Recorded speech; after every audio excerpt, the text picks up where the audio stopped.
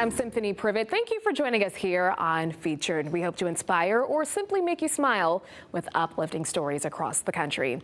Now, we are heading to a baseball stadium in Pennsylvania. Fans there are giving rave reviews about an employee in the stands. And as Nikki Kreiz tells us, he has a unique position called the Director of Smiles. If you've been to a Williamsport Crosscutters game in the last 18 years, chances are you've met this guy. I got you, Mom. Rashawn West Bay is well known around historic Bowman Field. He is the Director of Smiles. I walk around the stadium, see all the fans, make people smile, I shake people's hands. Rashawn started coming to Williamsport Crosscutters games as a fan in 2003.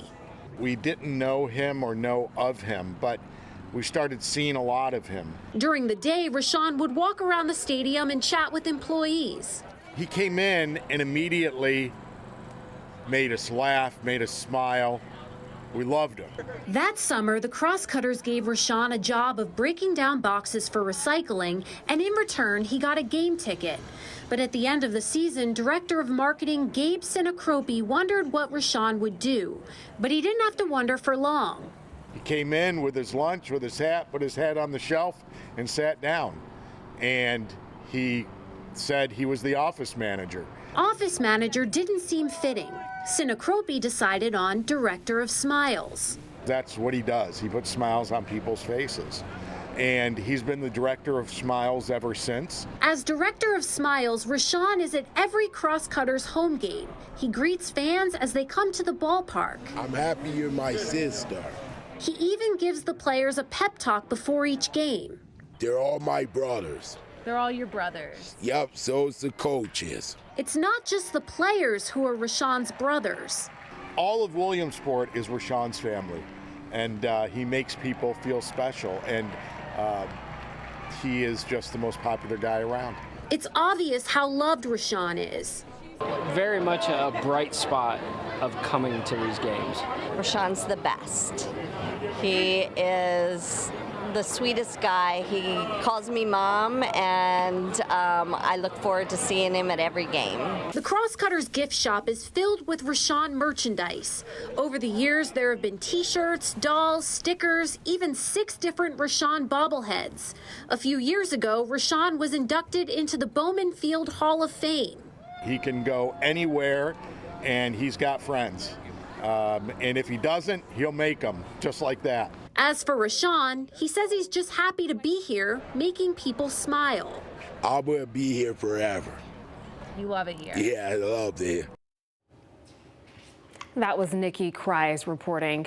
Already on to a different sport in Maine now. A homeowner has welcomed volleyball players to his backyard for more than 35 years now. Katie Delaney shows us why the game is more than just a hobby. It is the heart of the community. When you think of the typical hobbies of a grandfather, you might think of fishing, reading, or gardening. But for Fern Asselin, it's volleyball that's in his heart. It's just a lot of fun. I enjoy it a lot. He's been playing for decades and is still diving for balls. I never thought I would play this many years, but thank God I did. But he doesn't just play. He has this court in the backyard of his family home in Lewiston. It's called Fern Gully, and volleyball players of all ages are welcome to play for fun or competition. It's my paradise. Now, how did this all get started? Well, about 35 years ago, a group of neighborhood kids decided they wanted to build a volleyball court in the Asselins' backyard. There's about 25, 30 kids down there with picks and shovels and wheelbarrows, and they're moving the dirt all over. I couldn't believe it. I was shocked. But Fern and his family embraced it, and that's when his volleyball career began, around age 45. It turned out to be the greatest thing in my life, so I'm very thankful for that. Now multiple generations have enjoyed playing on the court, some who have been coming for decades. Been coming since 1996. It's unreal, the amount of the great times we've had here over the years. And it's the people that keeps them coming back. We're always there for each other, and it's really a tight-knit community. I call them all my kids. Some of Fern's biological family members are also involved. Fern says his greatest joy is to share the court with his granddaughter, Toni. That was the ultimate for me. She's only 12 years old, and she's as good as half of them out there. Tony has been playing here since she was only 5, and it's Fern who taught her to play. A lot of people don't get to actually meet their grandfather, or they don't get to hang out with them as much as I do. And it's just something that I want to take in all the moments with. Now, it's hard to believe while watching him play, but Fern turns 80 this week. And while it's a big milestone, it also means he's putting down the volleyball for good. You got to know when it's time. And to me, at 80 years old, it's time to quit. While some aren't convinced that Fern will ever stop playing himself, there's no doubt he's been an inspiration for all the volleyball players following in his path. I hope I can go as long as I live. Good job, Fern. In Fern's next chapter, he's ready to just enjoy watching the community he's helped to build. For years, I wanted to keep going. Even if I won't be around, my daughters and my wife, they'll just keep it going. In Lewiston, Katie Delaney. All right, most of us have heard of the Appalachian Trail, right? Well, did you know that over the 100 years of its existence, more than 20,000 hikers have hiked its entire 2,200 miles? Yikes, that is the distance from Georgia to Maine. Couldn't be me. Well, one person on that exclusive list is a woman from Pennsylvania. And now she spoke with Ryan Yee about her motivation to go the distance. Hiking the Appalachian Trail from start to finish at 70 years old. It was a bucket list that I had for many, many years, and the time was just right. I was totally excited, and it's like one step in front of the other, and it's like I can't believe I'm doing this. It's finally happening. The 2,200-mile journey started in March for York native Roxana Strine. It's crazy. The same month, the trail celebrated its 100th anniversary. It's a journey that will take Strine some 6 months to complete, step by step. Every step along the way, when you got to the first 100 miles, they have it written in on stone on the ground. It's like, yeah, it's 100 miles, 200, the whole way. Every time you get to a milestone, it's like excitement all over again. Her goal, take in an outdoor experience she's always wanted to have. But I gotta walk past her because there's the trail down there. Just being out there. Being out there for hours at a time as you hear the birds, just the nature. It's a lot of things that, you don't see just walking around here. You see it, being on trail. It's day in and day out. And whether it's just 1 mile or in Strine's case, all 2,200, it's a piece of hiking history available to everyone. It will grow on you, it really will. And your goal can be I want to be able to do all of Pennsylvania. And then once you get that done, it's like, I want to try another state. So start small. You don't have to start out by doing 2,200 miles. I'm 70 and I'm doing this. And it's to mainly encourage other people. It's just because you get older doesn't mean you stop doing things that you enjoy doing. I love the outdoors. I'm outside on the trail all the time, in our area. We have many, many wonderful trails here. That was Ryan Yee reporting. On average, it takes hikers roughly 6 months to complete that trail. Wow. Alrighty, now on to another difficult journey this time. A Virginia college student survived chemotherapy, brain surgery, and now she is using her voice to inspire patients at the same hospital where she was treated. Sean Martinelli takes us there. We come to hospitals for healing. But at Children's National today, you can't have an operation without an opera.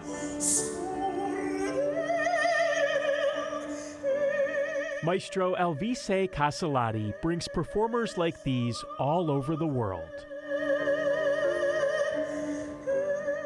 The Met Opera, Vienna, Paris, London. Or the Costco Atrium. When Maestro Casalati comes to Washington, he often stops here. I think that's the ultimate mission. There is no highest purpose possible.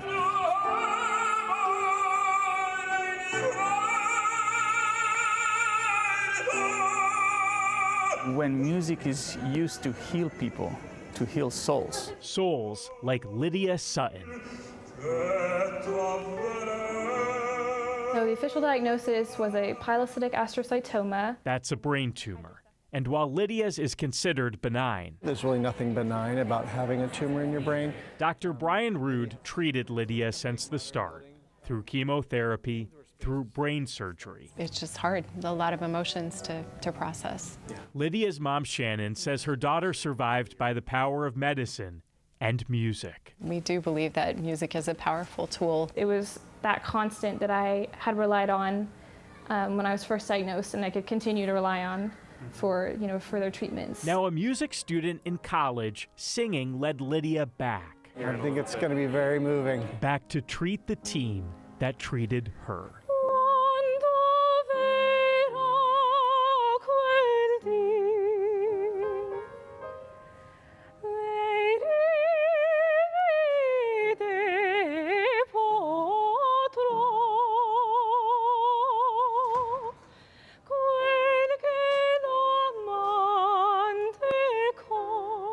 What was that like for you? Yeah, emotional.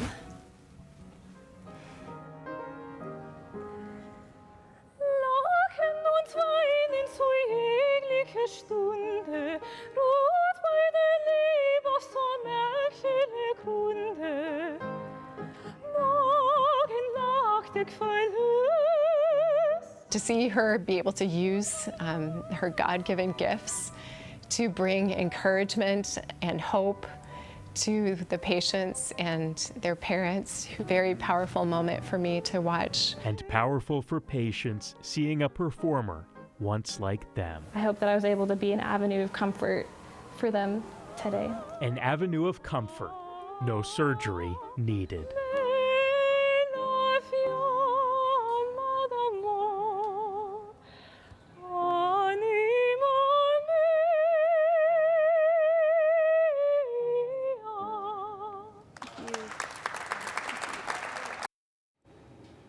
Alrighty, that was Sean Martinelli reporting. We have much more for you ahead on Featured. Here's a look at what you can expect. A competition where pro athletes go against the fans. We'll tell you why a teacher didn't take his prize home, but gave it to former quarterback Tom Brady instead. Plus, inmates serving time are also serving others outside of prison walls. How they're getting down in the dirt and giving back. And a safe space to sleep. How a bed on wheels is now offering a temporary solution to a nationwide problem.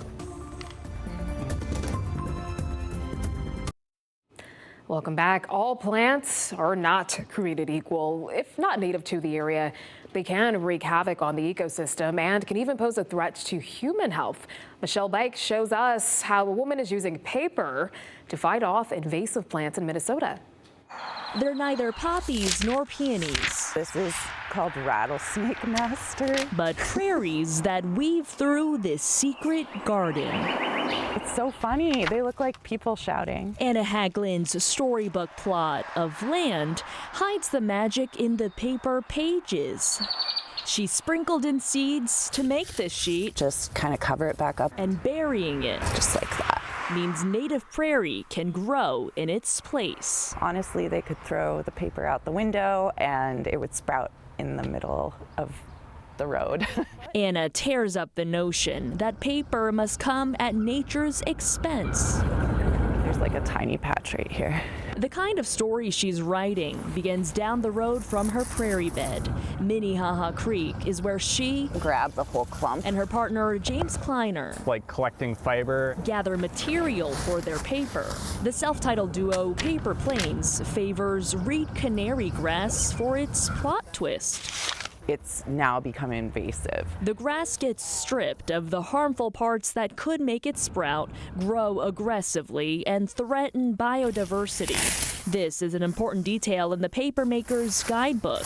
Chapter 1, harvest the invasive grass. 2, process the fiber into pulp. 3, add the native prairie seeds. 4, dunk down, pull up, form the sheets just like that. And then the epilogue, return it to the earth. We think of it kind of like a magic trick where you take invasive grass and you're turning it into something that is beneficial. The process has captivated audiences since 2019 when the Plains folded up the trailer for the first time and taught paper making around the community. We take it over to this wet blanket, take the top piece off, and then flip it over. Demonstrations often lead to discussions. Restorative justice, honoring what Native folks have stewarded in the state of Minnesota, and talking about the ways that that has affected our environment. If that's the moral of the story, there's no reason those are all native prairie seeds to keep this garden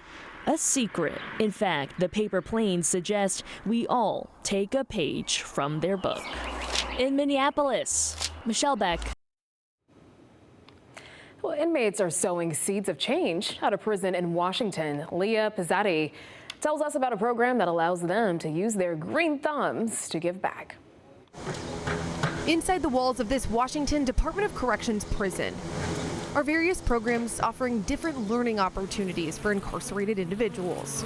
Caring for bees, a chicken coop, and a point of pride here in Shelton. We're trying to teach the incarcerated individuals how to take care of plants inside the greenhouse. Rows and rows of growth. So I have planted those chives for the bees so they come and pollinate the flowers. Benry Dianen works for the Department of Corrections and has been overseeing this gardening program for about 10 years. It's hard work, rain or shine, under the snow. While incarcerated, everyone has a job. We're going right over here to greenhouse number 1.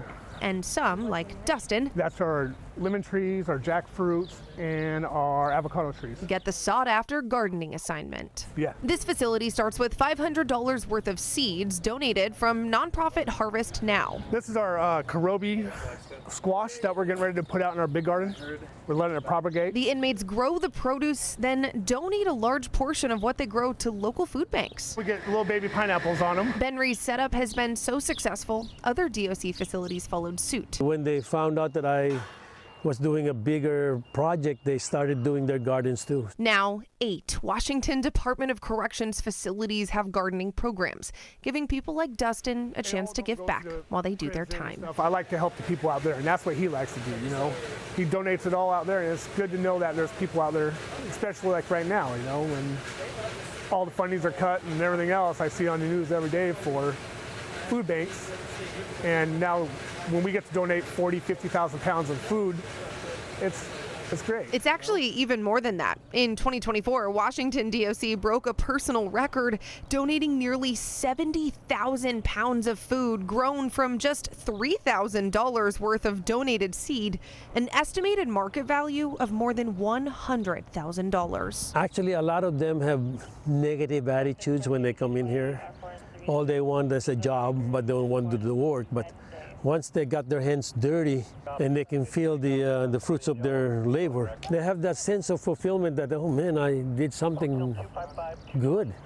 You know, that's what we want, something good. That was Leah Pizzatti reporting. Time for a quick break, but let's check out what's coming up ahead. They say music is the universal language. And now a 12-year-old is putting that theory to the test. We explain why he's performing at animal shelters across the country. Plus, New Orleans made a massive impression on Taylor Swift with a giant bracelet. We'll show you how the inflatable art is paying off after it was taken down.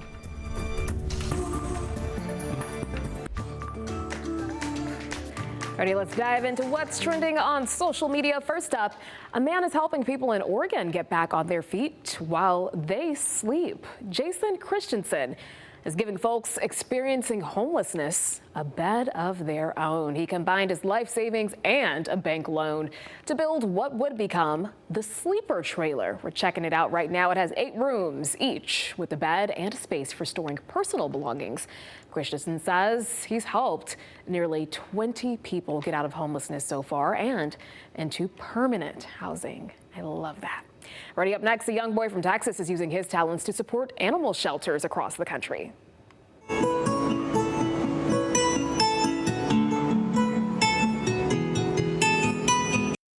Oh, look at that. 12-year-old Yuvi Igaral founded the group Wild Tunes. It's a group of volunteer musicians that go to animal shelters and to play classical music to help calm the pups that are living there. We saw that little tune the young man was playing. I think that was the Beatles. So a nice little throwback there.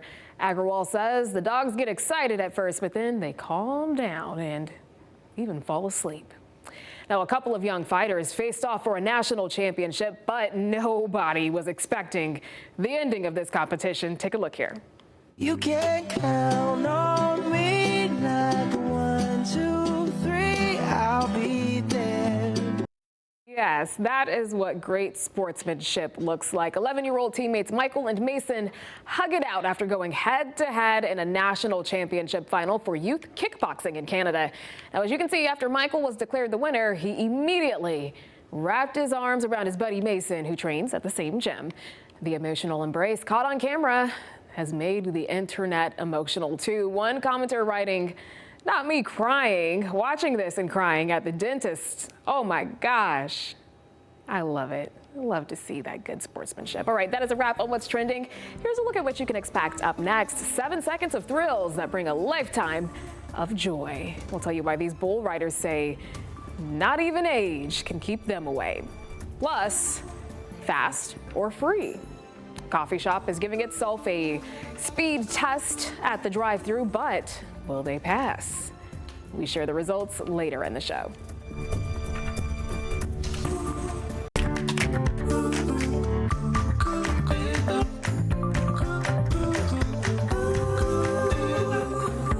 Thank you for staying with us here on Featured. I'm Symphony Privet, and we are continuing to bring you some uplifting stories across the country.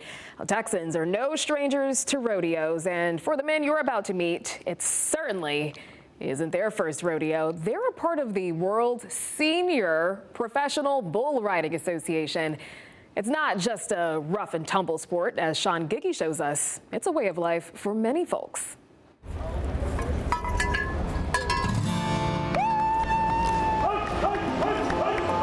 Bull riding on the bull they call Tex is a grown man's sport. Yes, sir. Which is why this is so painful to watch. These are not grown men. Another one of those 58 and older bull riders. These are grandpas. Here we go. They're part of the World Senior Professional Bull Riding Association. Senior means 35 and up. But many of these guys are in their 60s. Whoa. Most competed when they were younger. Come on now. Be ahead now. Go, boys. Doing it at this age, though, is a different animal. Falling bruises a lot more than an ego. Gosh, dang it! Get your head up, man. Broke the fibula, the ankle. I ain't supposed to be walking on it yet. They're already old. They could just hurt themselves even more. Even Michael Jordan knew when to quit riding with the bulls. We got to get our naps in the afternoon. Yeah. Which begs the question, why haven't they? My wife loves it. It's all one big rush. I want to enjoy the moment, and that's what we do here. They compete about 30 times a year across Texas, Oklahoma, and Mexico at places like Mesquite Arena. A successful ride is just 7 seconds. But the joy is everlasting. If we're not here bull riding, he's talking about bull riding. He's watching bull riding. Got it, brother. Yes, sir. For some, it's all they live for. Let's go, Cody. Ride, Cody, ride. Literally all Dadgummit. they're living for. Doctors originally told you should have been dead a year ago. Yes. 61-year-old Guy Gordon has an incurable form of blood cancer. It's terminal, and doctors told him 6 years ago he had about 5 years to live. I hope that's enough. You think being here That saved my life. Absolutely. This gives me a purpose to get up and get out, get around. Getting around is often the hard part. All right. Don't do it, guys. This past week, I spent average 16, 18 hours a day in bed. All week, laying there in extreme pain, just to wake up Saturday and be thrown from a bull. It's painful, There you go, guy. but incomparable to what he feels in his soul. The Lord Jesus Christ has blessed me beyond belief by providing a family like this. This is truly a family. We heard that sentiment. Thank you, my friend. over and over. It's one big family. We are a family here. This is not about bull riding, to tell you the truth. This is about character, building men into better men. It's on my leg. Go ahead. Hold up, hold up. They say when one falls, the others pick him up, a courtesy that extends far beyond the arena. Guy says that kind of support, Text messages, phone calls. has lifted him up. I forget everything. I forget I have cancer. I forget what I'm facing. It sincerely means that much in my heart that it takes any cares and worries away that I have. It may be a competition. Hey, good job, JW. And that's what we do on a Saturday morning. But they don't come Ride! for belt buckles or bragging rights. Time and time again, they show up You dang near rode in. for each other. You dang near rode in. And the bulls are simply along for the ride. Good job, baby! Oh my gosh almighty. God bless and happy trail. In Mesquite, Running back in. I want to get on him all day long. I'm Sean Giggy. Now, golf isn't considered an extreme sport, but one man is challenging that perception in Houston. Zach Tawatari shows us how he is pushing himself to the limit to help others.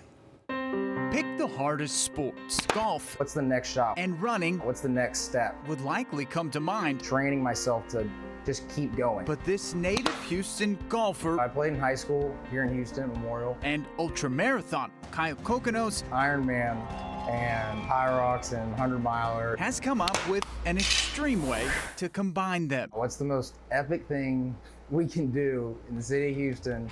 It's got to be in 24 hours. Kokonos started the sport of endurance golf a few years ago. My golf background, all these endurance feats that I do, it's just kind of all naturally came together. Chasing a little white ball. Kyle, Kokonos. Or the finish line, it turns out, have more in common than you'd think. Golf's always a mental game. Like I've always mentally been very good. Kind of in between the years, I'm able to refocus off of bad shots. And it's kind of translates the same way to, running 100 miles or 100 or more miles. When you're in the middle of a race, you're constantly problem solving. The sport is pretty much what it sounds like. Play as many holes as possible within an allotted amount of time. Last year, Kokonos played sun up to sundown.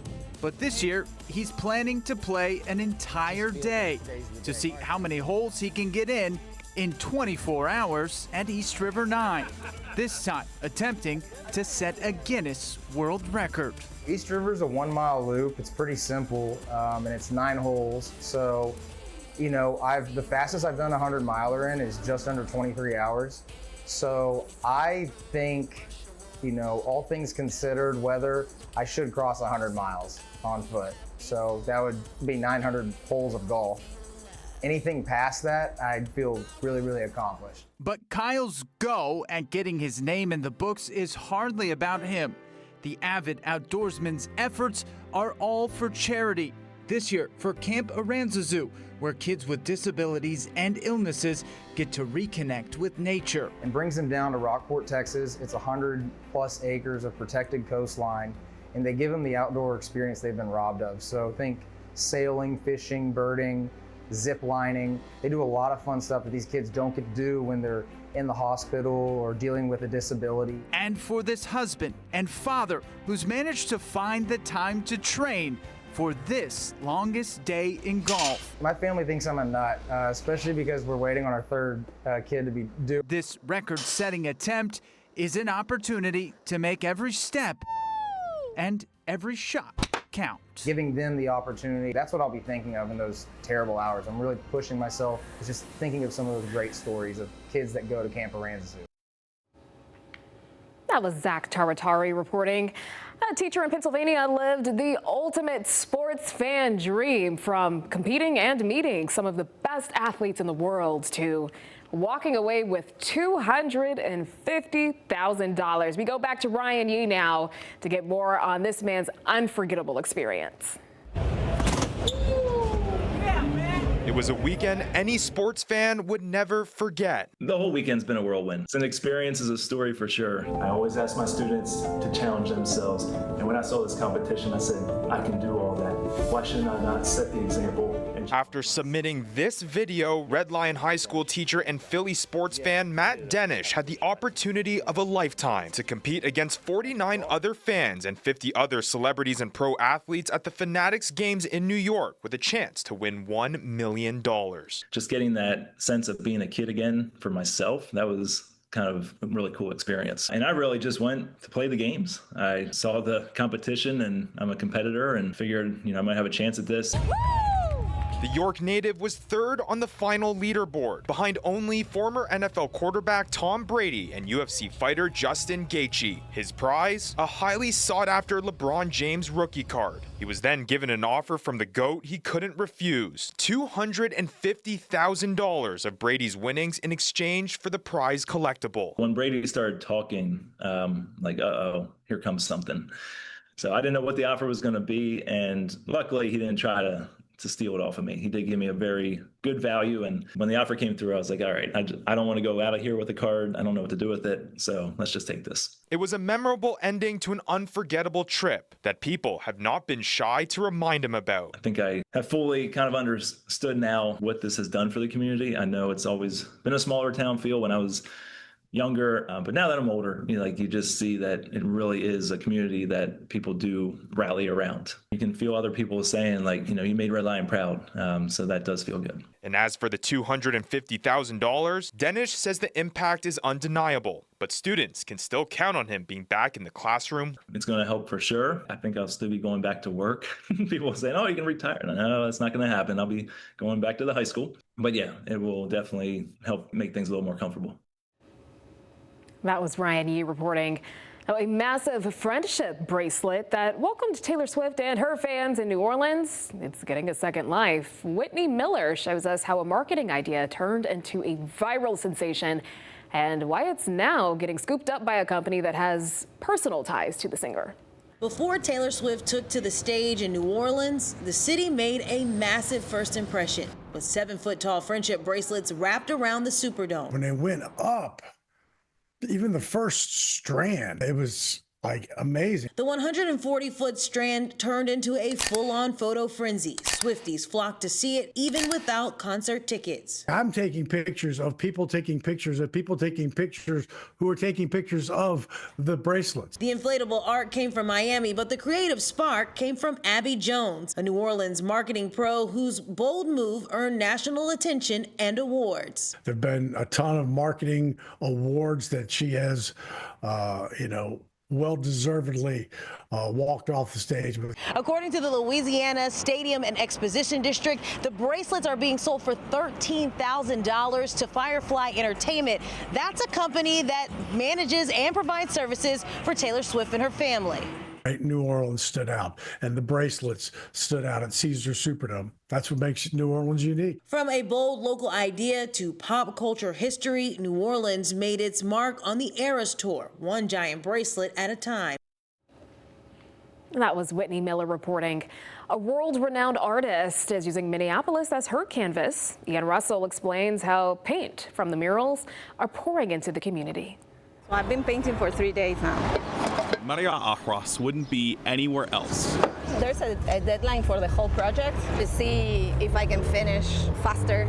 Also, as a personal challenge. The Argentinian mural painter. It's like a meditation at this point, has spent years painting across the world, turning buildings into works of art, now adding a Lake Street salon to her list of canvases. All of a sudden, there's this portal of imagination in the middle of the street that you weren't expecting.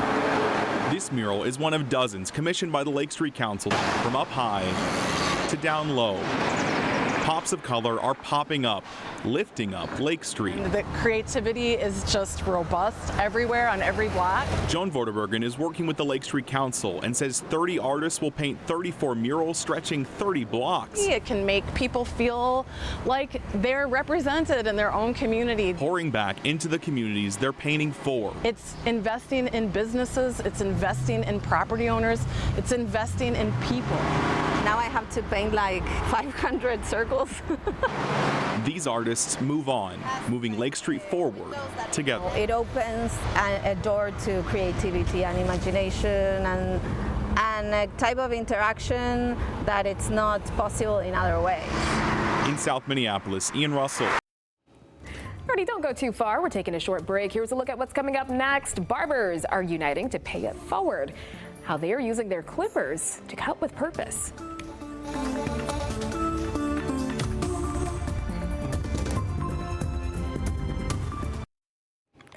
Welcome back. A fresh cut, you know, it can go a long way, especially when it's free. Well, in Connecticut, one barber's mission to serve his community is creating a ripple effect with dozens joining in to give back through the power of a simple haircut. Tim Lammers explains. About blessing that community, brother. Jonathan Fuentes from New Image Barbershop said this is his first year volunteering, but it won't be his last. This is my first year doing this event. Yeah, but I've been cutting hair for more than 25 years. What I love, I'm coming back again with my whole crew. He considers it a way of paying it forward. We are blessed because we gave, not because we received. And Miguel is an amazing guy. He's doing a lot of things for the community. Miguel Del Valle is the founder of No Hair Left Behind. It's in its 4th year as an official event, but it really started 3 years earlier as an extension of something he was doing every day anyway. I kind of founded this idea from my barbershop, Wise Guys Scissor Society, located on the corner of Park and Main Street, right next door to South Park and a homeless shelter. As soon as I built the barbershop and got the green light from the city to open, I started offering free haircuts to the neighbors. It turned into 10, 20, 30, 70, hundreds now. And while he started just giving free haircuts to people from the shelter, he'll now give them to anyone who shows up for No Hair Left Behind. But it quickly grew into, you know, some people are 3 paychecks away from being homeless. And so it quickly turned into passion and purpose over profits. And anyone who walks through those doors who needs a haircut, without any hesitation, that's exactly what we're going to do. That's the point here. No margin, just mission. He's even gotten the Hartford Police Department involved. You want to be blessed in your business, you got to bless somebody else. This is the way to go, man. You're being blessed by giving, not by receiving, though. Around 200 people showed up to get their free cuts. Great work in that community. Tim Lammers reporting. All right, now to a quick service in Texas. A new drive-through coffee shop is brewing up a lot of buzz. Now, it claims to be the fastest drive-through in the world. We'll see about that. Marcelino Benito went to Houston to check it out, and he found out what happens if they aren't as fast as advertised. Hey, how's it going, guys? When you pull up to Roadrunners. First time, welcome, guys. It's game on. Let's make it happen. The new drive-through coffee shop challenges itself with every single customer. Faster free, baby. Their pledge is on the sign out front and brewed into their culture. As simple as it sounds, we're going to put our money where our mouth is on speed. What it means is 1, 2, or 3 drinks. By the time you finish your order, we'll have it out to you in 60 seconds. If not, we'll comp your drinks. They'll be free. 4 to 6 drinks, they guarantee it in 90 seconds. We're definitely the world's fastest drive-thru, so we have aspirations to set the world record. These timers right here now a big part of the experience here at Roadrunners, and all eyes on this timer. Once time runs out, if your drink's not out, it's free. The folks here tell me it doesn't happen that often. It's about, twice a week. It's usually a milkshake. That's only about 0.5% of the time. The Cleopatra iced latte. The menu features everything from iced lattes to matcha or milkshakes. Jonathan Kay, Roadrunners founder and CEO, says speed can never compromise quality. Your product has to be great. You have to have a delicious drink. You've got to have a good service. But we think we can hit all 3 heads of that and also guarantee speed. Tell me a little bit about the concept, the idea, how it sort of came to life. So my background is Chick-fil-A. This is where I learned my hospitality, my excellence, and it gave me an appetite that just kept growing to do something great in this industry. So far, customers buzzing. What do you think about the concept? Oh, I love it. I don't even think the timer got like halfway down. I mean, they were like out with the drinks like, I would say like probably 15 seconds after I paid. It was crazy. In just 3 short months, they've managed a perfect rating on Google with more than 1,000, mostly 5-star reviews. It's a lot of fun, especially if you order a lot of drinks and we come out like within 10 or 15 seconds. It's like, how did you even do that? And I think the test is really once people try the drinks and they're shocked in awe of how good they taste. 2 drinks right here. Just how they managed to crank out up to 3 drinks in under a minute. Oh, that's fast. How fast was that? Over and over again from 6 a.m. to midnight. Still a mystery to customers. I feel like part of them maybe wanted time to run out, maybe. Oh, yeah. And I think that's okay. Like, if you did get a free drink, I feel like that's still a great thing. It's like, okay, I'm going to come back. That wasn't too bad. Jonathan not spilling any speed state secrets. but is planning 2 new locations for next year. Enjoy that milkshake, okay? Business booming. You know what you're having? Faster than even they ever expected. All right, you hear that? It took just 15 seconds for a customer to get 1 coffee. That's pretty fast. Alrighty, that was Marcelino Benito reporting. We will be right back with more Featured, but first, let's take a look at what's coming up next. The goofy side of yoga. We take you to a class where people are reducing stress through laughter.